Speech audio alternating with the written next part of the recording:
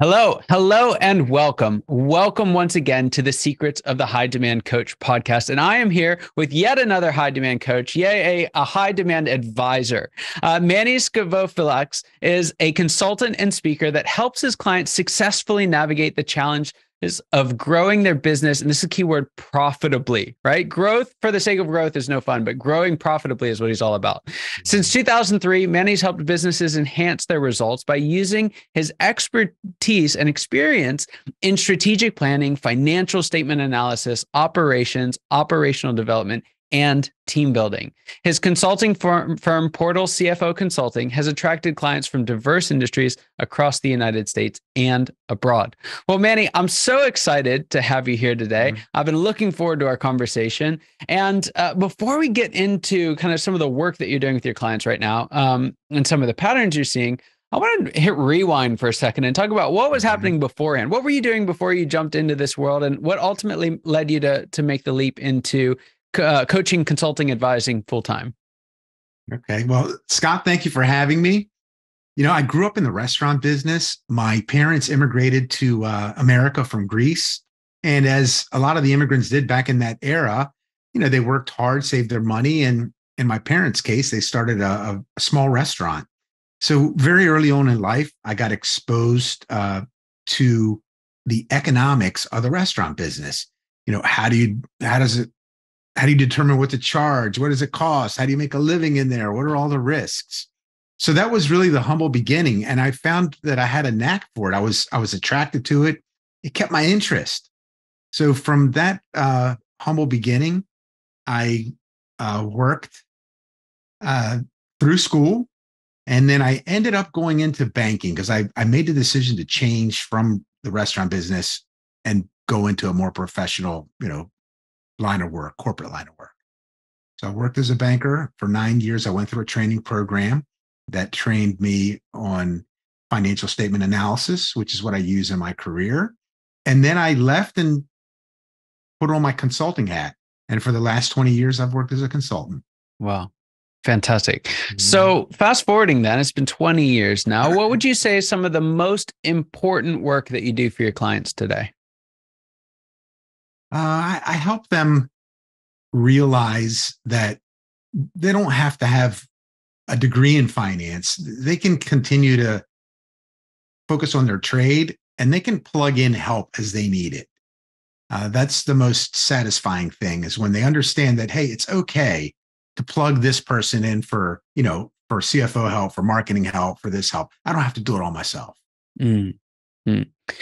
And how do you help them kind of walk between, because there is a certain amount of, you need to know enough at least to pick the right person, right? Because I mean, you and I know from being in this industry that the folks who are the best marketers or at marketing themselves as a coach or consultant aren't always necessarily the best coaches and consultants. So how do you kind of draw the line between what they do need to know themselves, right? It's just kind of pay to play it's part of getting in the game of entrepreneurship versus what they can trust and trust to someone else. That's a great question. 90% of my clients, Scott, are great at their trade, and only about 10% of them, in my experience, have some kind of idea about the financial aspects of their business. And I'm not going to be able to learn your business model 100% the way you know it. This is your baby, your experience. Yeah. So I'm going to rely on you to share with me what your comfort level is. A lot of people are not big fans of delegating, but they have to slowly learn that, hey, it's okay. So they go at their own kind of measured pace. Yeah. Yeah. And so as they're going at their pace, they're doing their trade, right? One of the key points that I kind of picked up on in your bio is helping them grow their businesses profitably, right? So I would assume very few people come to you because they have too much profit, right? I would assume that many, not all necessarily, but most come because they're having some kind of a challenge with their profit. What would you say are the reasons why folks initially call you in? And the second part of the question would be, what is it that you end up finding underneath that original question, underneath the surface? In my opinion, They're calling me because they have questions about the financial well-being of their business. There might not necessarily be anything, wrong. They just have questions and they want to turn to a financial professional. And in my opinion, what I give them is peace of mind. They have told me that over and over again, Scott. And it's the last thing that I expected, to be giving the business owner peace of mind. One of my clients referred to me as their business therapist, which I was like very, honored by. And I was like, wow, I never thought about it that way. So it's peace of mind. And then when you get in there, you're going to teach me the odds and ends. I'm going to have a basic idea of what your particular business is. You are going to educate me on the particulars, the nuts and bolts. And then we're going to use your financial statement. We're going to analyze it together. And that's what I've been taught. I've had great teachers and mentors in my career. We're going to analyze that together and say, okay, let's look at your revenue. What is the mix of revenue? How much money do you make off of everything you do? Does that make sense? And then we're going to do the same exercise for your expenses. Are you getting this bang for the buck that you're expecting for all the expenses you have in your business? So peace of mind, such a big one, right? Because I think of all of the things, the one that's most likely to keep folks up at night might be kind of like people problems, right? Especially when you've been working with folks for a long time, or you work with family. That's challenging, but very, very close, if not above that, is financial stuff. And even if it's going well, what I've found drives a lot of folks to lose sleep at night is they just don't understand it, right? You go through high school and no one teaches you how to read a P&L. Right. You hear about a balance sheet and it's like, this makes no sense at all. And there's just a fear from the unknown that comes in that.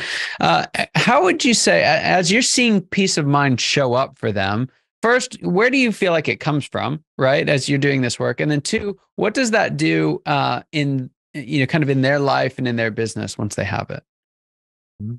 In my opinion, Scott, I make my living by answering the phone. So I try to answer the phone all the time when a client's calling. If they have something that's really hot on their mind, they're welcome to call me anytime they want. Some of them take me up on it. They'll call me up at 10 o'clock at night on a Saturday because they had something that was bothering them. I gave them a quick answer that they needed. It gave them that peace of mind and put their fears at ease. So I think that's the biggest thing is don't let that thought linger in their minds too long. Give them a reasonable response, a quick one if you can. Right. And a second part of that is, what does that peace of mind do for folks? Because I would assume, and maybe I'm wrong with this, but I don't think people come saying, "Hey, I want peace of mind," right? They want financial advice. They want to understand, but what they get out of it is peace of mind. And so I would assume that it probably takes them by surprise a little bit as well. But how do you see that showing up in their lives once they've achieved it?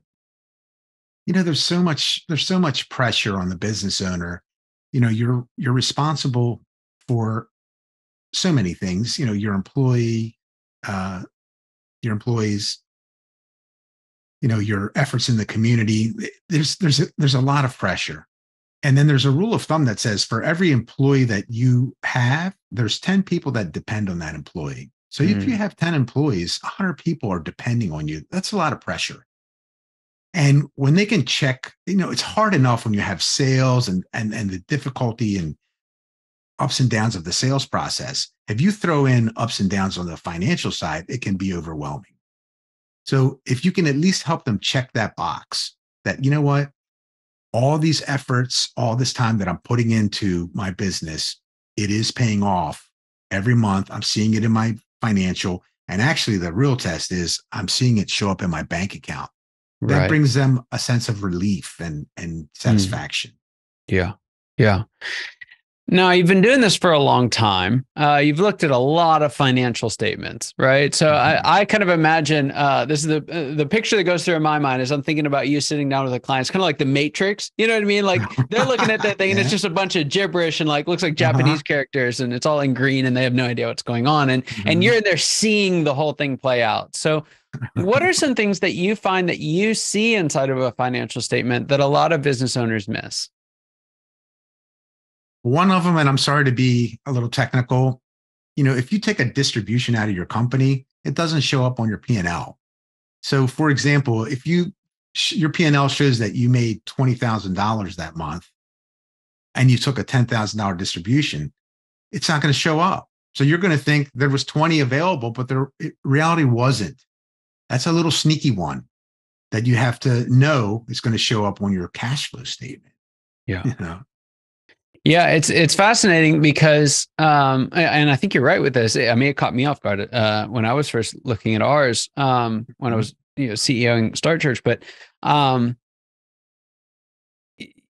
little businesses they live and die by cash, right? It's just Mhm. it's relatively simple. You just go cash in, cash out, and the P&L seems like it should explain that, right? It should explain cash in, cash out, and Yeah. in 80-90% of the time it does, right? You pay your phone bill and it's cash out. You make a deposit from a sale and it's cash in, but distributions, loan repayments, things like that don't show up Mhm. on there. And it's a big point of confusion, especially for small business owners. So, is there a simple way that you could explain what's on a P&L, what's on a balance sheet, what's on a cash flow statement? Sure. Let's take the P&L first. So the P&L is going to show you how much revenue you brought in. Let's just take it for simplicity's sake for 1 month. So for the month of March, how much revenue came into your company and how much expenses went out, which led to the bottom, which is hopefully profit. It better be profit and not loss. So that's it. That's your little scorecard there. What came in, what went out, what was left. The balance sheet is a little more complicated. I like to explain everything very simply. So there's three components of a balance sheet: your total assets, your total liabilities, and your stockholders' equity. So what I share with the business owner that doesn't have, a finance degree is your assets are what you own, OWN.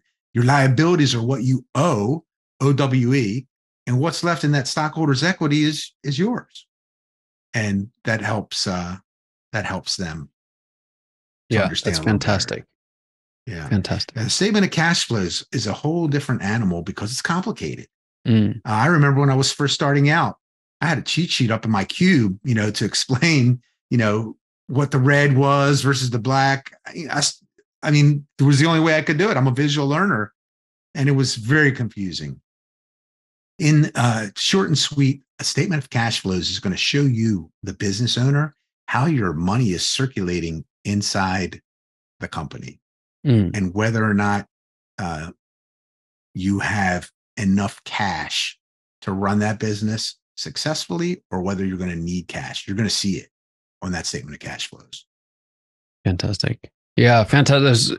Excellent, excellent description. I know, Thank you. it's just overwhelming for folks getting into it because none of them seem like because you need all three, right? None of them actually Mhm. tell you the whole picture. You really do need all Yeah. three to make sense of all of it. And I wish frankly, I wish our school system did a better job at preparing people Yeah. for it. But I love that they've got folks like you who can come in. And this is the point I want to make. One of the things I love about the way you're articulating this is you're making all of it really simple, right? Mhm. Sometimes, uh, if you ever hire a coach or consultant or advisor and they give you explanations that you don't understand, find another one, right? Like find someone who can Uh-huh. speak to you in a way that you understand, and that because you can't get the peace of mind, even if they give you all the right answers, but you don't understand it, you don't trust that you understand it, you Yeah. won't get that peace of mind that Manny is talking about. So I love the way that you've articulated that. Thank you, Scott. Fantastic. All right. So here's a question I like to ask all of my guests. And it's this: what is the biggest secret that you wish wasn't a secret at all? What's that one thing that you wish everybody listening today knew? All right. So in my opinion, it would be that you can continue to be profitable as you grow your business. There's no reason why you should all of a sudden start losing money in your business and blame it on the fact that I'm growing fast. So there's no reason for you to lose money as you're growing. You can monitor everything you need to monitor, and you can continue to stay profitable as you grow that business. Yeah, that is so true. It's, it's very possible to not do that, but it's not necessary to do it. Right. So right. I love that, because one of the things is a little pet peeve of mine is the whole loss leader thing. It's like, well, Uber's doing it. It's like, well, Uber has $1 billion of funding and you don't. So I love that. The vast majority of businesses are funded by the quarters found in your couch, not the big investment bankers and VCs around the world. So in that case, especially, it's so important to preserve cash. And it's again, going back to this idea of peace of mind, right? If you get the thing that you want, I want to grow my business, but it comes at the cost of profitability, it's very, very confusing for folks. So I love that. Such a great point. I want to turn things around for you a little bit. I'm going to have you take off your advisor hat here for a moment, your CFO hat. I'm going to have you put on your CEO hat as principal of Portal CFO. I'd love for you to talk to us about what the next stage of growth looks like for you, your business, and what challenges you think you'll have to overcome to get there. Okay. My business model, I refer to it as a traditional business model, for lack of a better term, where, you would somehow, some way get a lead, and you would make a phone call, and then you would go out and meet that human being in person, and you would develop some kind of, hopefully good rapport, and then the relationship would, proceed from there. So that's how it was. Now, how it is with technology, it's a whole new ball game, especially with the acceptance of these, Zoom meetings, which, by the way, they've been around for 30 years. They were very complicated to use, so only big companies were using them. Now we have some simple tools, but I found that it's hard to build the same kind of rapport with a solely online relationship. And I'm trying to do my best to, kind of get with the program here, and try to do a better job of increasing my online visibility and trying to establish relationships solely online. Yeah. Wow. And that's a big challenge, to do. And then, it's hard, I find, to establish the same kind of trust. Yeah. And isn't it interesting that you can, it's kind of similar to the last point, but you can get what you want and not what you need, right? So someone over Zoom can get your insights on their P&L, right? Just as easy as anybody else. Like there's virtually zero loss in that. But do they leave that conversation with the peace of mind that somebody locally or, in person would get? There's just something about that offline conversation, if you will, that actually brings so much of that intangible but very, very important value. So, well, thanks for sharing with us. I think that's a challenge that a lot of service providers and professionals are faced with, and it's always nice to know that you're not alone. It's nice to know there are other folks doing the same thing. And so with that, Manny, it was just an absolute pleasure having you on the show. Loved the insight and simplicity about the way you took really complex things and you made them simple for us. And that's not easy to do. So I thank you for that. Thank you, Scott. So glad that you were here. And for everyone listening and watching, your time and attention mean the world to us. I hope this conversation was as helpful for you as I know it was for me. And I cannot wait to see you next time. Take care.